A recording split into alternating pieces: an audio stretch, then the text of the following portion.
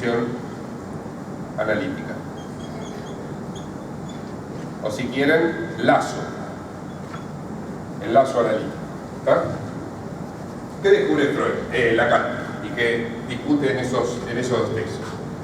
Dice lo siguiente: hay un enganche, por así decirlo, recíproco entre estas tres cuestiones. Es decir, no se pueden pensar por separado, sino que hay que pensar de manera conjunta la ética del psicoanálisis, la teoría del final de la cura, ¿sí?, y la estructura que tiene la institución psicoanalítica. ¿Sí? Doy primero el ejemplo de la IPA, que era la solución que encontró Freud a ese primer problema. ¿Sí? ¿Qué era lo que hacían en la institución psicoanalítica? ¿Sí? Se proponía que el analizante debía identificarse con el analista, con el yo del analista, con la parte sana del yo del analista, con el super yo bueno del analista, con el pecho malo del analista, con lo que sea del analista, pero con algo del analista tenía que identificarse. ¿Ok? Muy bien, es decir que esta X, que representa tanto el núcleo del ser como el lugar del analista en la transferencia, debía conducir al sujeto a una identificación. ¿Sí? ¿Cuál es el problema de conducir al sujeto en la identificación con el analista? Que todos los pacientes de ese analista van a ser clones, copias facsimilares en el punto de la identificación de ese rasgo que toman del analista. Es decir, que producimos sujetos masificados cuando lo que esperamos es producir sujetos únicos en su especie. ¿Está? Singulares absolutos. Entonces, primera cuestión. Si el final del análisis lleva, voy a empezar por aquí, si el final del análisis lleva en la dirección de la identificación con el analista, seguro que la institución analítica va a tener la forma de la psicología de las masas o la de la horda primitiva, ¿sí? Y por lo tanto, el analista va a tener en relación al analizante, en ese discurso, la posición del padre respecto del hijo, ¿sí? Y eso obliga a que el analizante, ¿sí?, sea sometido a una minorización perpetuada. La expresión es de Lacan, textual. ¿Sí? La ética de la minorización perpetuada, es decir, perpetuar el hecho de que siempre serás un hijo por haberte analizado conmigo. ¿Sí? Siempre yo estaré en el lugar del padre, si es posible, del padre primordial, y tú querrás sacarme el goce que yo tengo y yo voy a luchar contigo y te voy a sacar algo del goce. Lo digo así un poco patéticamente para ilustrarlo, ¿sí? Pero eso es lo que va a estar en la base de una institución que piensa como final del análisis la identificación con el analista y va a dar como resultado una institución que crea copias facsimilares del analista y que condena al psicoanálisis a ser letra muerta, porque si no, la estructura institucional no se sostiene.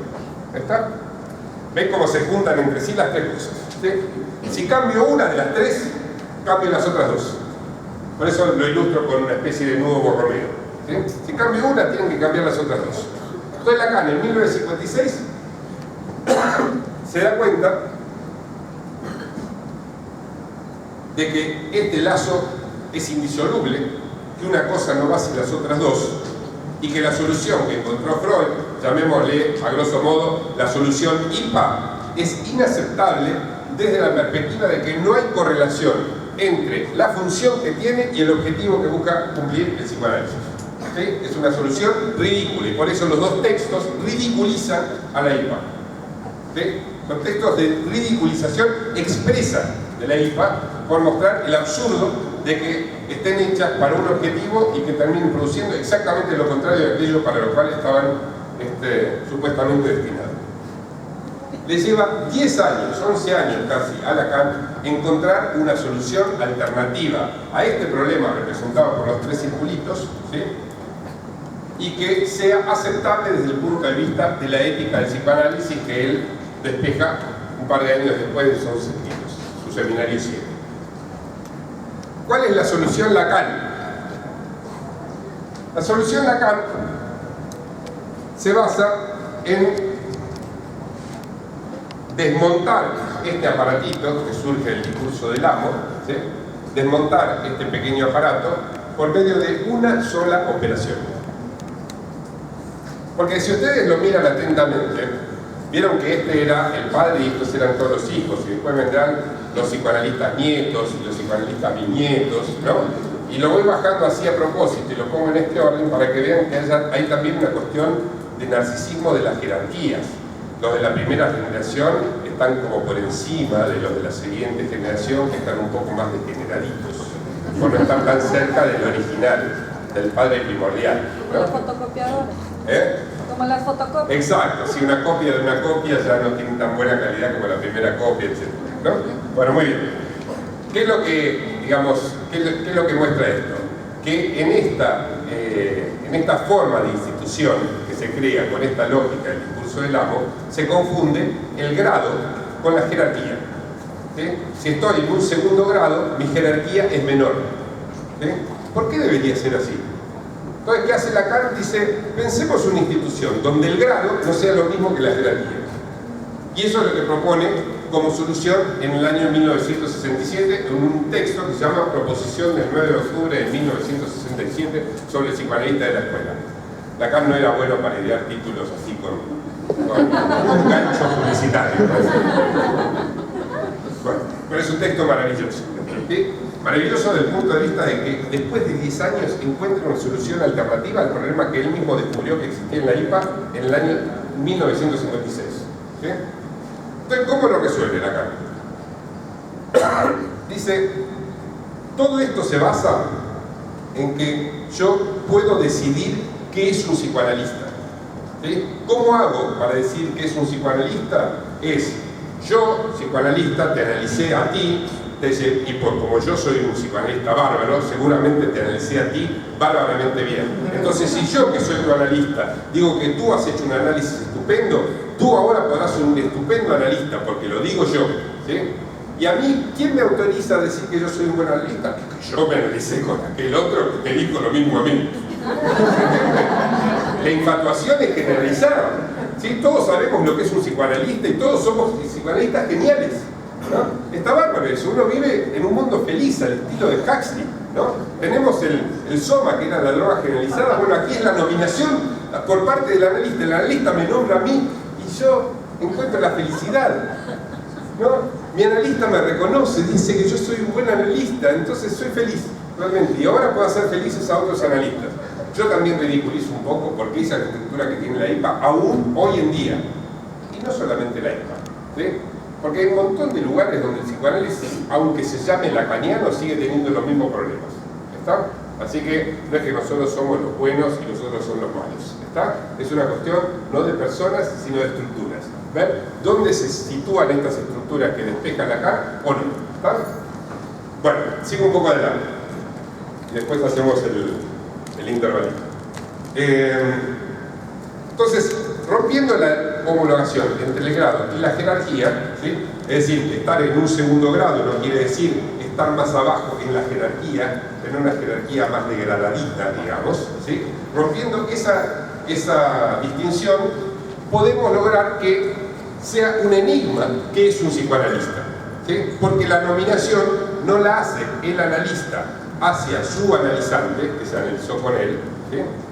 Sino a la inversa. ¿Cómo puede ser a la inversa? Entonces Lacan inventa un mecanismo fabuloso, ¿sí?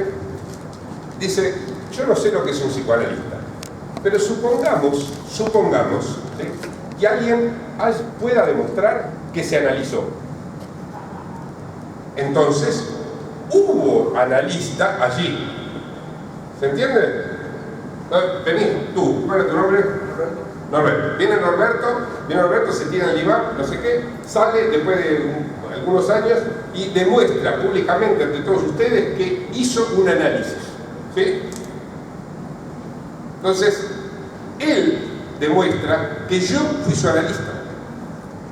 No es que yo digo soy un analista y entonces tú serás un analizante que va a ser un buen analista después porque se analizó conmigo, que se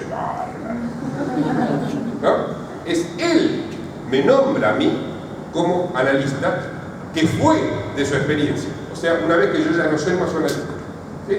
Él dice, hubo analista allí. ¿Está?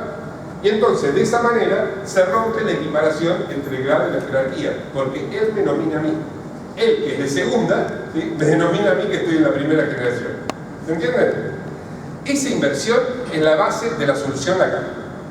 Y eso es lo que hace que en lugar de la institución psicoanalítica llamada IPA, nosotros formemos lo que se llama una escuela. Una escuela no es el sentido de la escuela donde se va a estudiar la primaria o la secundaria, ¿sí? Una escuela es un concepto inherente al psicoanálisis propuesto por Lacan en ese año 67 cuando encuentra su solución alternativa.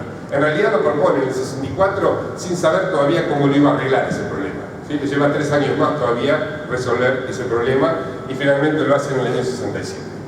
Entonces, romper la equiparación entre el grado y la jerarquía es lo que le permite a Lacan encontrar una estructura institucional que no condene a los analistas a hacer copias facsimilares. ¿Sí? Porque si vos no vas a buscar en mí la garantía de ser un buen psicoanalista, no te condeno a ti a que tengas que identificarte conmigo. Hacé la tuya, resolvelo como sea. ¿Está?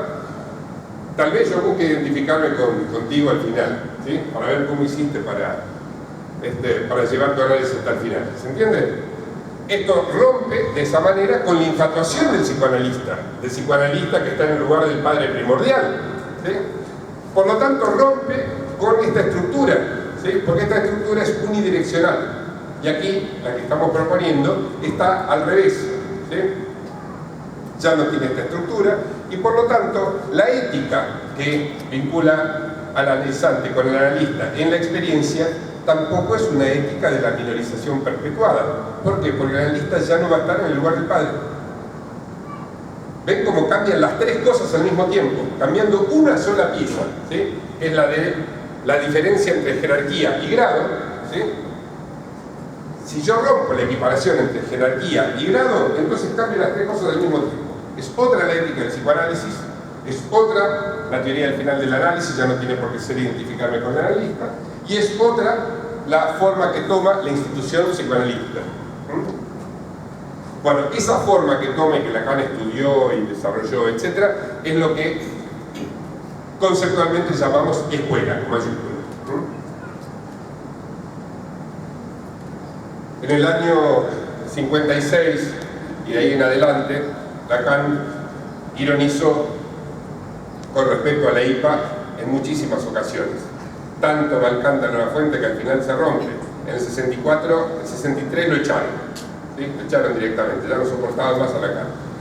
Una de las ironías, ¿sí?, que tenía respecto a la institución a la que él pertenecía es llamar a la IPA la SAMCLA. Una sigla, ¿sí? SAMCLA, Sociedad de Ayuda Mutua contra el Discurso Analítico. ¿Sí? O sea, decía que la IPA, la institución fundada por Freud, ¿sí?, era la sociedad de ayuda mutua contra el discurso analítico, porque todos estaban perfectamente vacunados contra el discurso analítico. Allí jamás nadie iba a tener que lidiar con la singularidad de nada, con el núcleo del ser. Todos iban a llevar muy bien, todos iban a ir al mismo club, iban a irse de vacaciones siempre a la misma playa, se iban a encontrar todas las noches a tomar el té, ¿cómo le va a usted? Todo muy bien.